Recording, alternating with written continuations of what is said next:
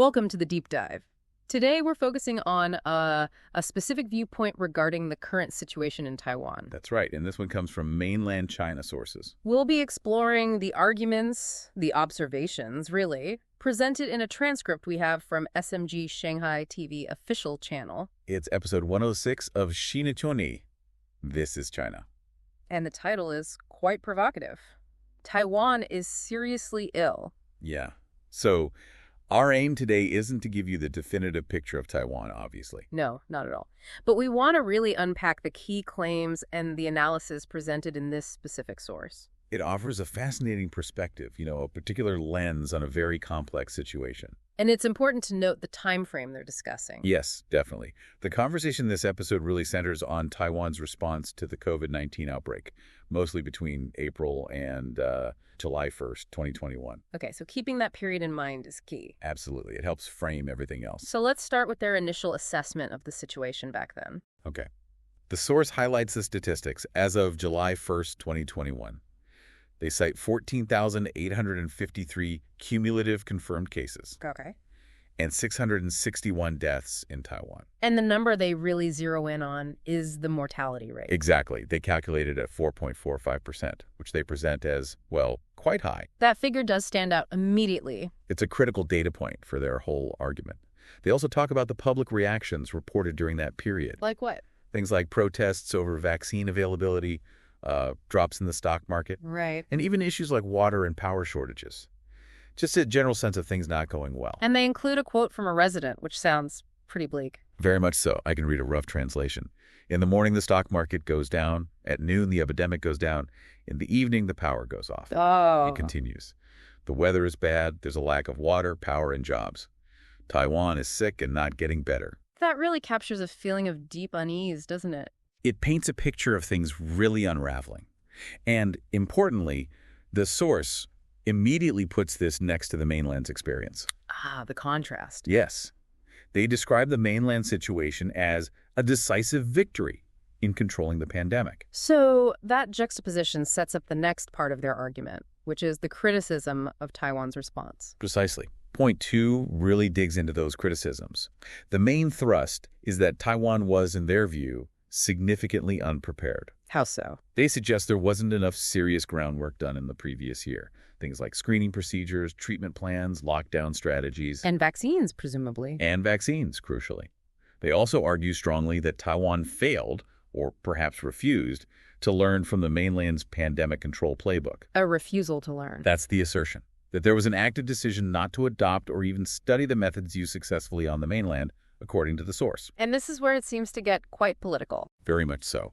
The source alleges that the DPP, the Democratic Progressive Party, along with media and online commentators they supposedly control, actively spread rumors and, slandered the mainland's anti-epidemic efforts. Do they give examples? They specifically mention the continued use of the term Wuhan pneumonia as sort of evidence for this political motivation. I see. And they bring up a specific case study to illustrate this alleged unpreparedness and mismanagement. Which one is that? The Loftel Hotel situation. It happened in Taiwan back in February 2021. Okay. What happened there, according to the source? The claim is that quarantine rules were broken, specifically mixing aircrew with local residents, which then sparked an outbreak. And the criticism is? That the authorities responded too slowly, even though warnings had apparently been raised earlier.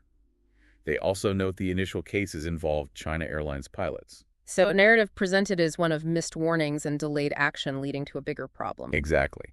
And tied into this is the idea that Taiwan rejected help from the mainland. What kind of help? Things like offers to build Fangkang hospitals, those large makeshift facilities, Right. And also an initial resistance to doing widespread testing or requiring PCR tests at the border, both key strategies used on the mainland. So a pattern of rejecting mainland methods and assistance is the picture they paint. That's the core argument, which leads nicely into point 3, contrasting the approaches and outcomes directly. Okay, so how do they make that comparison? They use Guangdong province as the main example. They talk about an outbreak there in May 2021. And how is it handled?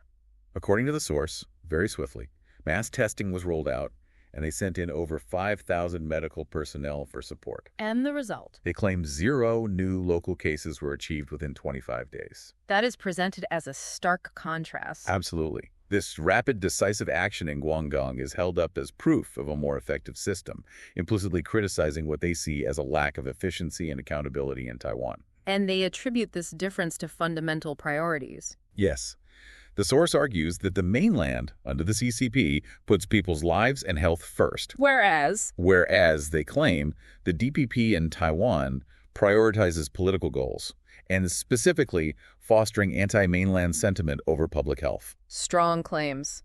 Do they back this up with more data? They circle back to the mortality rates. Guangdong's rate during that outbreak is cited as 0.29%. Compared to Taiwan's 4.45% we mentioned earlier. Exactly. A huge difference they emphasize. And vaccination rates, too. What were the figures there? By the end of June 2021, they state Taiwan's vaccination rate was only 8.52%. Despite public demand. Despite, they claim. A poll showing 85.7% of people wanted to be vaccinated. So where does the blame lie, according to this source? Again, it comes back to politics and the mainland relationship. The source explicitly states the mainland offered free vaccines to Taiwan. And the claim is that the DPP refused. Yes, allegedly for political reasons. This refusal is then linked directly to that poll showing high public dissatisfaction with the government's pandemic response. What were those dissatisfaction numbers again? 72.8% completely dissatisfied, and another 17.1% somewhat dissatisfied. Pretty high numbers. It's interesting, though, that they also mentioned the DPP's reported counter-narrative. Right, the idea that the outbreak itself was part of mainland cognitive warfare. Cognitive warfare, using disinformation, essentially. Yes, attempts to influence public opinion through information, psychological manipulation. It really highlights how differently the situation was being framed by each side. Okay, so point 4 shifts gears a bit, looking at broader views on Taiwan's democratic system itself. It does, and here they bring in a Taiwanese writer, Lon Yingtai. What about her? They reference a Facebook post she apparently made, comparing Taiwan's pandemic experience unfavorably to what her children were experiencing in Europe. Unfavorably in what ways? Well, the source says she touched on things like lockdown effectiveness, infection spreading in elder care homes, political infighting dominating the narrative. Also, general government handling, social divisions widening, and just this pervasive feeling of helplessness. And the source uses this comparison how? To suggest a broader weakness, really, that the pandemic exposed flaws, not just in Taiwan's model, but potentially in Western democratic governance models more generally, especially when compared to the mainland. So it becomes an argument for the superiority of the mainland system. Explicitly. They assert the pandemic showed the vulnerabilities of the Taiwanese and Western systems versus what they describe as the CCP's people-centric approach. The DPP, in contrast, is painted as pursuing self-interest. And how do they claim this is viewed on the mainland itself? The source suggests that ordinary mainland citizens, especially young people, see this contrast clearly. They see the mainland success, the perceived failures elsewhere, and it reinforces their belief in their own system. Which logically leads to their next point. Point 5, yes, the call for unification. This seems like a major conclusion drawn from the preceding arguments. It is. The viewpoint presented is quite direct. Taiwan is fundamentally sick because of its system. And unification is presented as the cure. As the necessary cure? Yes. For its problems and for the ultimate well-being of the Taiwanese people. What benefits do they suggest unification would bring in this context? Better infrastructure, guaranteed access to things like vaccines drawing on the pandemic experience, and fundamentally a government that, in their view, would truly prioritize people's lives. There seems to be an emotional undercurrent here, too. Definitely. The speaker in the source expresses personal anguish over Taiwan's situation and a very firm conviction that unification is the only path to a better future for Taiwan. Okay, let's move to the 6th main point. This introduces another perspective, right? Yes. From someone described as a Taiwan media veteran, Huang Qixin.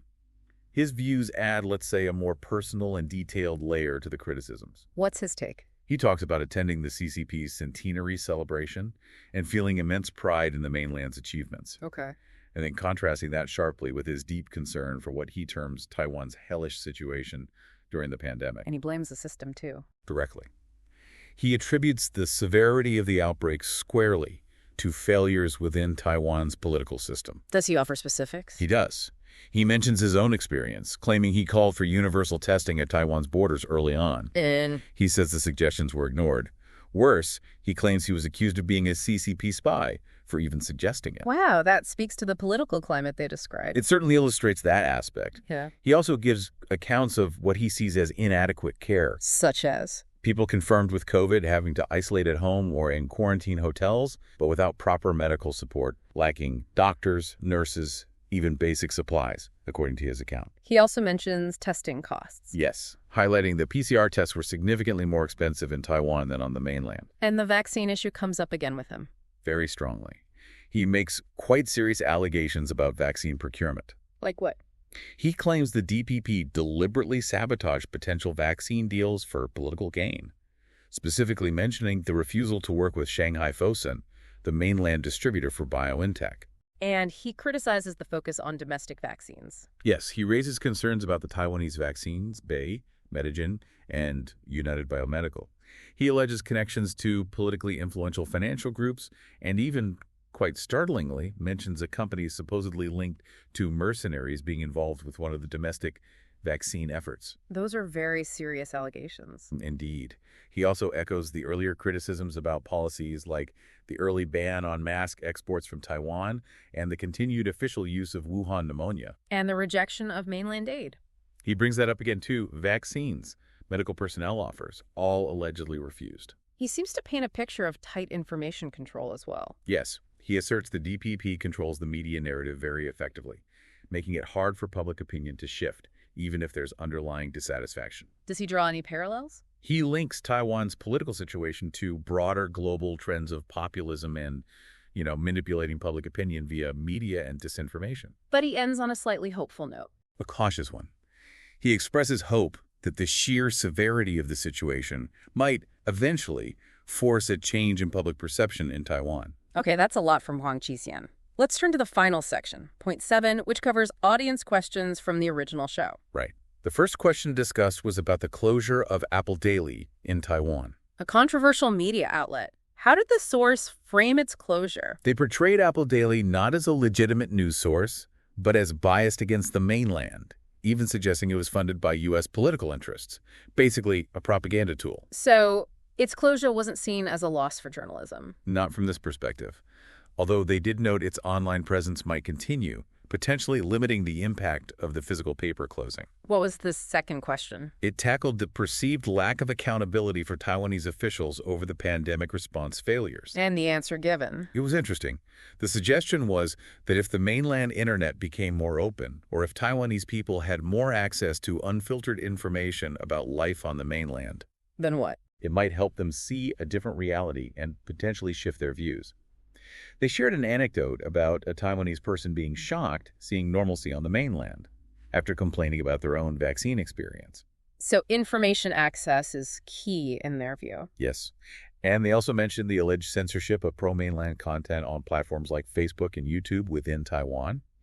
The call was to use various online platforms to share real information and counter negative narratives. And the final question? That focused on Taiwanese youth, their thinking, and the potential for an awakening, as the source put it. What challenges did they identify? They attributed the difficulty in changing young people's views to, self-reinforcing narratives, consistent anti-mainland messaging in education and media, and maybe a lack of immediate urgency for change for some, perhaps due to Taiwan's past economic advantages. Did they make any comparisons? Yes. Quite a stark one, actually. They drew a parallel to the kind of indoctrination seen in Nazi Germany. That's a very strong comparison. It is. But the suggestion followed that, like Nazi ideology being dismantled, a rapid shift in thinking could happen post-unification. They also contrasted educational focus, right? Yeah, contrasting the focus on broader national perspectives and purpose, often found in mainland education, with what they term the smallbut, small, everyday happiness focus sometimes seen in Taiwan. And the takeaway for the future? That after any potential unification, fostering mutual understanding and open dialogue would be really important. Okay, so bringing this all together for you, the listener, this deep dive into the This Is China episode has really laid out a comprehensive, though obviously one-sided, critique. Absolutely. A critique of Taiwan's handling of the pandemic contrasted sharply with the mainland's experience. And the core argument from this source is that Taiwan's political system, particularly what they see as its anti-mainland focus, led directly to unpreparedness, missteps in the COVID response, and a damaging rejection of potential help from the mainland. Now, it's really crucial for you to remember we've focused today entirely on unpacking this one specific perspective. That's right. This particular episode of This is China offers one interpretation, one narrative of complex events. To get a truly rounded understanding, it's vital, as always, to seek out diverse viewpoints, different analyses, information from various sources. Definitely. Form your own informed opinions. Absolutely. And we'll leave you with that final thought expressed in the video itself, the aspiration for a future where a genuine welcome back can be said to Taiwan. It's a sentiment that echoes Xi Jinping's stated historical mission of complete reunification, reminding us of the deep complexities and the powerful hopes surrounding cross-strait relations today.